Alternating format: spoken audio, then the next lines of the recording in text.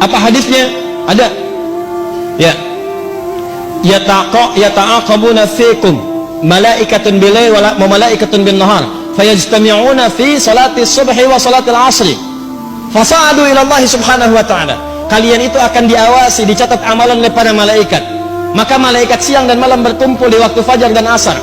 Maka mereka naik kepada Allah subhanahu wa ta'ala. Fayaqulu Allah ta'ala, ya, maka Allah bertanya kepada malaikat-malaikat itu. Allah maha tahu, jadi nggak nanya pun nggak tahu, nggak nanya pun nggak tahu. Coba untuk memastikan tugas ditunaikan dengan sempurna dan menunjukkan kepada hamba malaikat tidak akan mungkin menyalahi perintah. Quran surat 66 ayat ke-6, la ya'sunallaha ma amarahum wa yaf'aluna ma yu'marun. Kadang-kadang ada berita disampaikan itu bukan karena Allah nggak tahu, tapi untuk membuktikan kepada hamba, nih ciptaan saya nggak akan keliru. Jelas. Kata Allah, bagaimana keadaan hambaku ketika engkau tinggalkan? Kata malaikat, taraktuhu musalliya, saya tinggalkan dia dalam keadaan sholat kalau sedang sholat. Taraktuhu naima, saya tinggalkan dia dalam keadaan tidur kalau sedang tidur. Bayangkan teman-teman, subuh, Allahu Akbar, Allahu Akbar, Anda sedang zikir di masjid, bersiap sholat, malaikat naik menyampaikan kepada Allah. Allah katakan, bagaimana hambaku si fulan si Angga sedang apa? Sedang berzikir kepadamu ya Allah. Masya Allah. Bagaimana zikirnya? Sambil tidur ya Allah. Tidur. Zikir. Bagaimana keadaan hambaku si Hakam? Sedang sholat ya Allah. Tinggalkan. Yang paling bahaya ketika sedang bermaksiat. Bagaimana keadaan hambaku ketika aku tinggalkan? Ketika engkau tinggalkan? Ya Allah, dia sedang bermaksiat. Allahu Akbar. Anda bayangin aja lah, Anda aja disampaikan laporan pegawai menyampaikan kepada Anda, bos, maaf, saat kamu tinggalkan dia sedang dalam keadaan apa? Waduh Pak, dia sedang ngambilin aset perusahaan Pak. Pelan-pelan dia masukin tuh gini. Perasaan Anda bagaimana? Pecat dia besok. Untungnya Allah itu rahmatnya lebih tinggi daripada murkanya. Kalau mau tobat, saya ampuni dia. Dorong dia untuk tobat. Nah itu subuh dengan asar. Kemudian yang kedua, setiap pekan. Setiap pekan itu berlangsung 2 kali, Senin dengan Kamis. Hadisnya sahih. Hadisnya sahih di hadis Muslim. Nabi SAW pernah ditanya kenapa beliau menunaikan puasa Senin dan Kamis, khususnya di hari Kamisnya.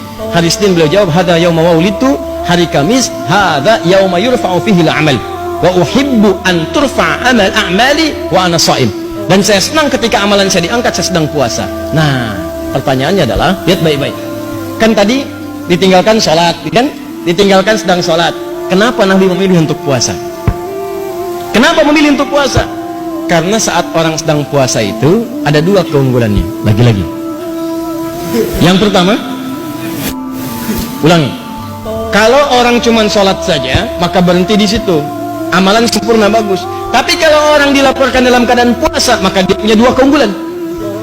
Yang pertama, Al-Bukhari, Kitabus Syam, nomor hadis yang pertama, posisi paling kiri sebelah atas. Riwayat sahabat Abu Hurairah. As-syamu li wa ana ajzi bihi. Kata Allah, puasa itu khusus untukku. Jadi puasa itu amalan khusus yang langsung Allah kasih pahalanya. Sholat itu amalan memang wajib, tapi amalan umum, semua orang juga sholat. Jadi ketika Anda sholat, yang catat pahala malaikat. Tapi ketika Anda puasa, yang berikan pahala Allah langsung. Ya. Maka ketika orang puasa, sebetulnya ketika diangkat amalannya, dilaporkan kepada Allah sedang puasa, maka lebih tinggi nilainya dibandingkan orang yang standar, karena pada saat itu Allah sendiri memberikan pahalanya. 1. 2. Nah, yang kedua, orang puasa itu umumnya memiliki 2 kemuliaan lagi tuh.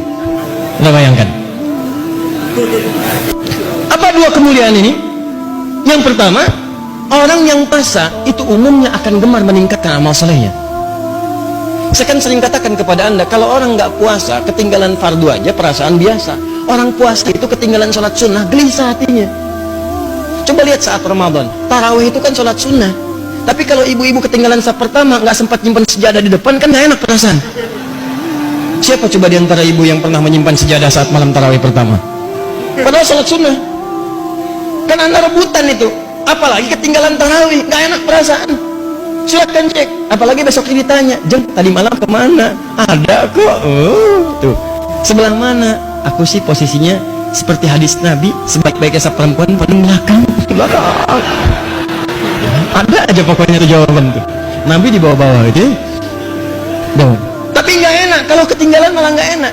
Orang kalau nggak puasa belum tentu punya kecenderungan baca Al-Quran, tapi kalau puasa pengennya tilawah, berbuat baik. Itu keunggulan yang pertama. Yang kedua, saya sering katakan orang puasa itu orang paling hebat yang bisa nahan maksiat. Orang puasa, silahkan cek, mabuk, bohong, berkata kasar, gibah, berhenti saat puasa. Silahkan cek, berhenti. Demi Allah saya katakan. Coba lihat, Anda mau nonton tayangan-tayangan yang buruk, yang gosip macam-macam, Anda palingkan tuh. Jam 5 ada tayangan gosip, Anda palingkan. Coba dimatiin, biasanya ditonton. Enggak. Kenapa? Ntar habis maghrib. Habis maghrib habis tayangannya. Ya, dia tinggalin dulu aja.